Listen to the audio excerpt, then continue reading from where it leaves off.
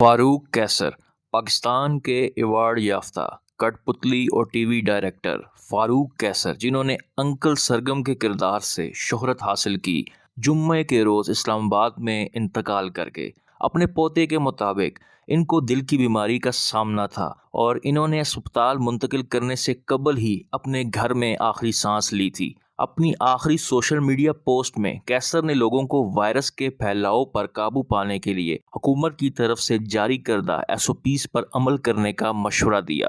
Uncle سرگم یعنی فاروق قیصر اسلام آباد میں کل جمعے کے روز ان کا انتقال ہو گیا۔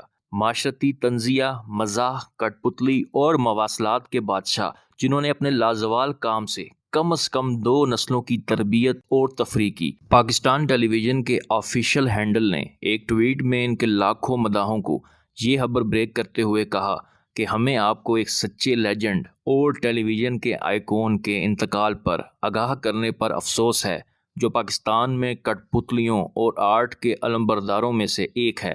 PTV کا فاروق قیصر اب نہیں رہا۔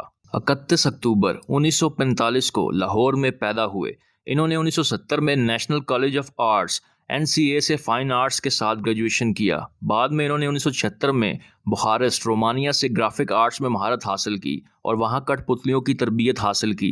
انہوں نے 1999 میں یونیورسٹی آف سدرن کیلیفورنیا، ریاست متحدہ امریکہ سے ماس کمیونیکیشن میں ماسٹرز کی ڈگری حاصل کی اور وہ اپنے خیالی کٹ پتلی انکل سرگم کے لیے مشہور ہیں، جنہیں 1976 میں بچوں کے ٹیلی ویژن شو کلیاں میں متعارف کرایا گیا تھا۔ فاروق صاحب نے اپنے ٹی وی کیریئر کا آغاز 1971 میں کیا تھا، جبکہ ان کی ٹیچر سلیمہ ہاشمی نے انہیں اپنے بچوں کے لیے ٹیلی ویژن کٹ پتلی شو اکڑ بکڑ میں شامل کیا تھا۔ اس شو میں انہوں نے شعیب ہاشمی اور فیض احمد فیض کی مدد سے اسکرپٹ اور کٹ پتلیوں پر کام کیا۔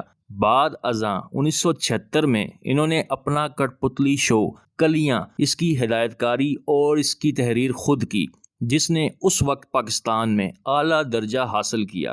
انہوں نے اس شو کے لیے اپنے خیالی کٹ پتلی کردار تخلیق کیے، جن میں انکل سرگم، ہائیگا اور ماسی مصیبتیں شامل ہیں۔ یہ کردار پاکستان میں گھریلو نام بن گئے۔